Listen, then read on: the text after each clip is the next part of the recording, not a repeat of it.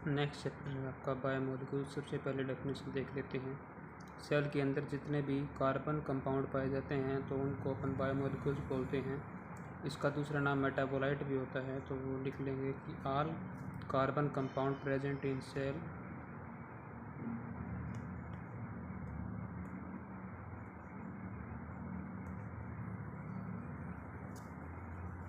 Called biomolecule. अब cell का analysis दे रखे है अपने को कि सेल के अगर अपन एनालाइज करें ना तो सेल के अंदर दो तरह के अपने को चीज़ मिलती हैं। एक तो मिलती हैं ऑर्गेनिक वाला पार्ट मिलेगा, दूसरी इनऑर्गेनिक चीज़ें मिलेंगी।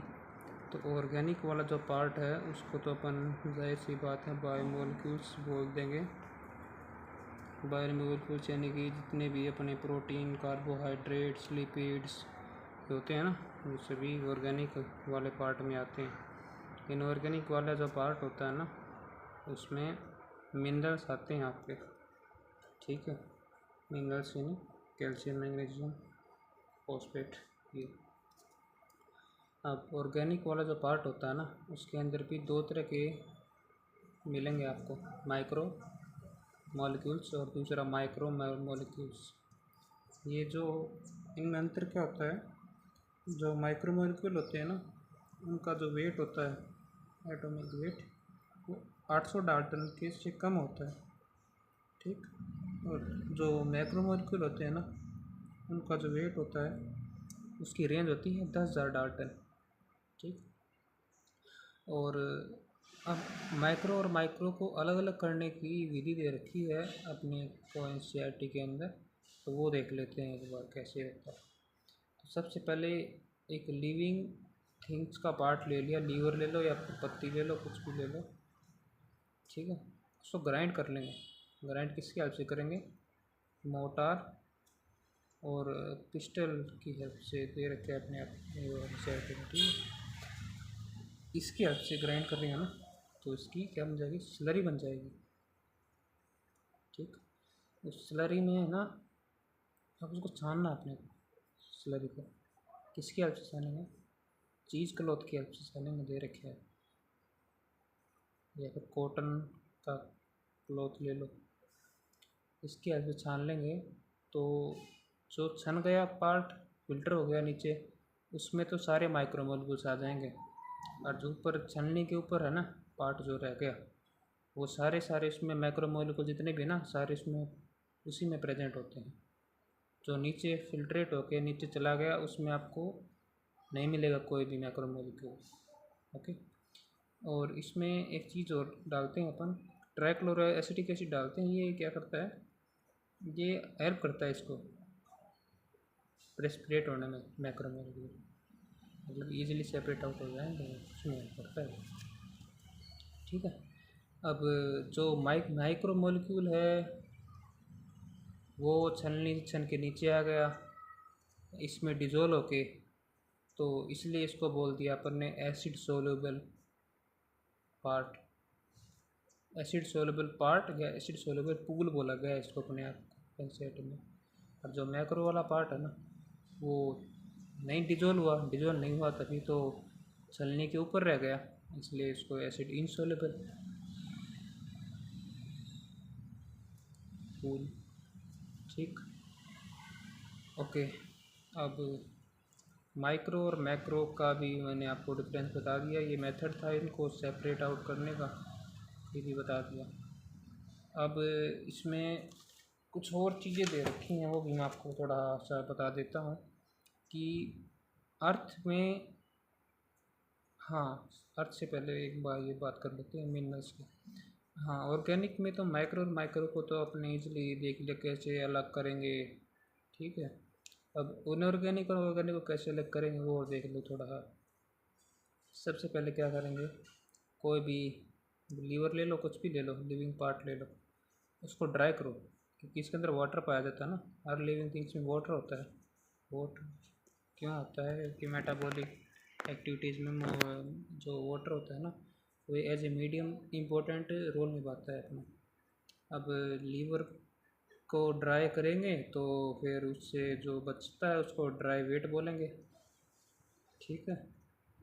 ड्राई वेट को क्या करेंगे, बर्न करेंगे अपन। ठीक, इसको बर्न कर लेंगे, इसको बर्न आउट करेंगे ना, तो अपने को क्या मिलेगा, एस मिलेगा। उस एस के अंदर कार्बन कंपाउंड नहीं मिलेगा आपको एक भी। कैसे, जितने भी कार्बन थे, कंपाउंड थे, बर्न होके CO2 गैसिस फॉर्म में आउट हो जाएंगे, बच्चा क्या आएगा, एस। ये एस ही है, यही मिनरल्स का भंडार है आपका। ठीक है, ऐसे आपने देख लिया कैसे आपने इनऑर्गेनिक और ऑर्गेनिक को अलग किया। ठीक है, अब इसमें आगे देखते हैं अपन कि एलिमेंट्स का percentage living versus non living के अंदर अपने को दे रखी टेबल एनसीईआरटी में। तो percentage of elements in earth versus living body, या फिर बोल दो non living versus living body, क्योंकि ये नॉन लिविंग है ना।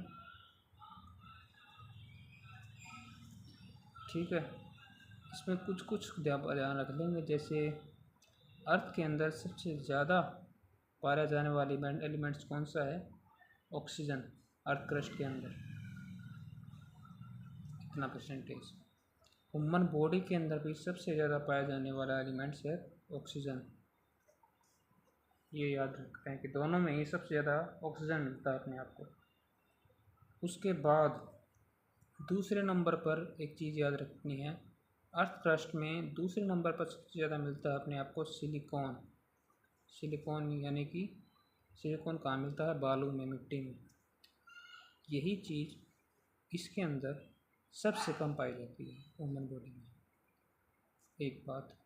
दूसरी बात, ह्यूमन बॉडी में जो दूसरे नंबर पर सबसे ज़्यादा मिलता है वो मिलता है कार्बन, और यही चीज़ इसके अंदर सबसे कम पाई जाती है। जितने भी आपके एलिमेंट्स होते हैं ना, सबसे कम इसमें कार्बन मिलता है क्रस्ट में। इसके अंदर सबसे कम मिलता है अपने आप को सिलिकॉन, जो कि इसमें ऑक्सीजन के बाद सबसे ज़्यादा मिलता है। ये बात हो गई। अब बात कर लेते हैं माइक्रो मॉलिक्यूल्स में ही एक अपने आप को एक दे रखे अमीनो एसिड, जो कि अपने आप को अच्छा सा एक्सप्लेन करके दे रखे हैं एनसीईआरटी में, उसकी बात कर लेंगे। तो अमीनो एसिड क्या होता है, अमीनो एसिड भाई सब्स्टिट्यूटेड मीथेन होता है, कुछ नहीं। सब्स्टिट्यूटेड मीथेन का मतलब पता कर लेते हैं एक बार। मीथेन की देखें, अगर मीथेन की 2 या इससे ज़्यादा कार्बन किसी ग्रुप से रिप्लेस कर दिए जाएँ तो उसको अपन क्या बोलेंगे, सब्स्टिट्यूटेड मीथेन।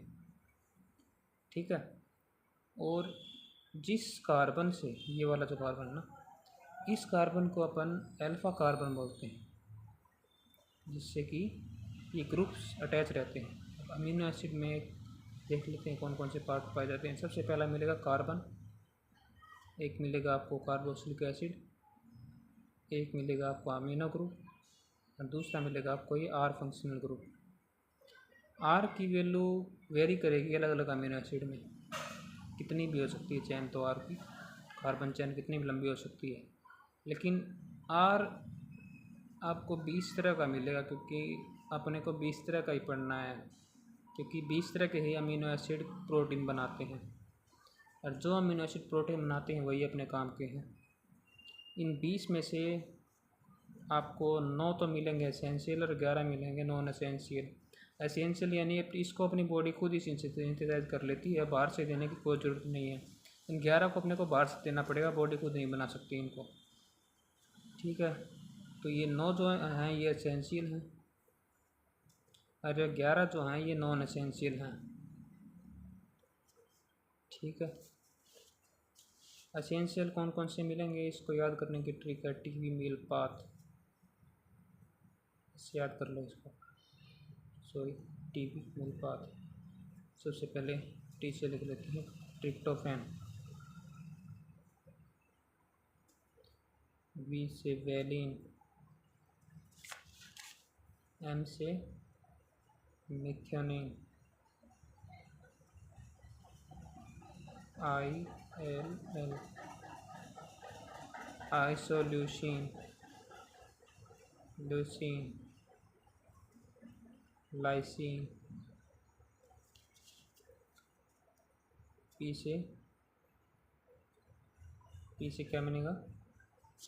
पी से आपका बनेगा, एक सेकेंड मैं देख लेता हूँ, ध्यान नहीं आ रहा मेरा।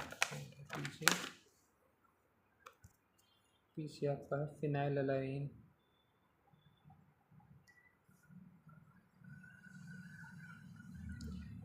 और ए से कुछ नहीं है, ठीक है, ए से वैसे ही मैंने आपको थोड़ा सेंटेंस बनाने के लिए लिख दिया। टी से ट्रिप्टोफैन भी हो गया, टायरोसिन, ऐसे हिस्टीडीन। बस ये याद रख लो 9। इसके अलावा जितने बच के वो सारे नॉन एसेंशियल ही है, ठीक है। अब अमीनो एसिड में कुछ और बातें कर लेते हैं कि अमीनो एसिड क्या होता है भैया। बेसिक, एसिडिक और न्यूट्रल, तीनों 3 तरह के मिल जाएंगे आपको। एसिड और बेसिक और न्यूट्रल कैसे डिफाइन होता है? ये डिफाइन होता है COH और NH2 के नंबर से। ये जितना ज़्यादा होगा ना उतना बेसिक नेचर का होता जाएगा, ये जितना ज़्यादा होगा उतना एसिडिक नेचर का होता जाएगा। अमीनो एसिड बराबर है तो न्यूट्रल हो जाएगा, सीधी बात है। और एक बात बता दूँ अमीनो एसिड के बारे में कि अमीनो एसिड जो होता है ना वो अलग अलग पीएच के सॉल्यूशन में अलग अलग स्ट्रक्चर शो करता है, ठीक है। जैसे कि एक एसिडिक सॉल्यूशन में अगर अमीनो एसिड को डालेंगे तो जो आपका अमीनो ग्रुप है ये एक H एक्सेप्ट कर लेगा क्योंकि बेसिक होता है ये। और एसिडिक सॉल्यूशन में डालेंगे तो एसिडिक सॉल्यूशन H+ देगा, वो H+ एक्सेप्ट करेगा ये अमीनो ग्रुप, NH3+ बना लेगा एक हाइड्रोजन में से, तो ये इस फॉर्म में मिलेगा एसिडिक ग्रुप में डालेंगे जब, ठीक है। अगर सॉल्यूशन का पीएच ज़्यादा है यानी बेसिक सॉल्यूशन है तो उसमें क्या होएगा, ये अपना H दे देगा COH, क्योंकि एसिड क्या करता है H देता है ना, तो क्या बचेगा, ये बचेगा। अगर न्यूट्रल कोई सॉल्यूशन है, न्यूट्रल सॉल्यूशन वाटर लगा लेना, न्यूट्रल सॉल्यूशन है तो उसमें ये ज्विट्राइन की फॉर्म में मिलता है। ज्विट्राइन कैसे दिखाता हूँ आपको, यानी कि ये अपना H देगा, ये उस H को लेगा, ये होता है ज्विट्राइन फॉर्म, ठीक है। तो बात कर ली हमने अमीनो एसिड की, इसमें कोई छूट तो नहीं गया कोई पॉइंट। इसमें अल्फा कार्बन की बात कर ली, सब्स्टिट्यूटेड मीथेन का मीनिंग समझ लिया। हाँ, अब बात कर लेते हैं कुछ एग्जांपल्स की। एसिडिक अमीनो एसिड का एग्जांपल दे रखे हैं अपने आपको, एक ग्लूटामिक एसिड, एक बेसिक अमीनो एसिड का एग्जांपल दे रखे हैं अपने आपको वेलिन, और कुछ अपने आपको एरोमेटिक अमीनो एसिड भी मिलते हैं। एरोमेटिक का मीनिंग होता है जिनमें रिंग प्रेजेंट हो, कंजुगेशन हो, ठीक है। तो उसमें दे रखे हैं आपको ट्रिप्टोफैन, टायरोसिन और फिनाइललाइन, 3 दे रखे हैं। तो टायरोसिन, ट्रिप्टोफैन और फिनाइललाइन। तो अमीनो एसिड कंप्लीट हो गया, आपको जितना भी था बता दिया मैंने आपको, ठीक है। नेक्स्ट हमारे कुछ रह गया शायद पॉइंट अपना, आपको रेंज ही बता दी मैंने कि माइक्रो में कितनी रेंज होती है, मोटो में ये कितना होता है। हो गया कंप्लीट। अब नेक्स्ट वीडियो में लिक्विड की बात करेंगे, ठीक है। Thank you.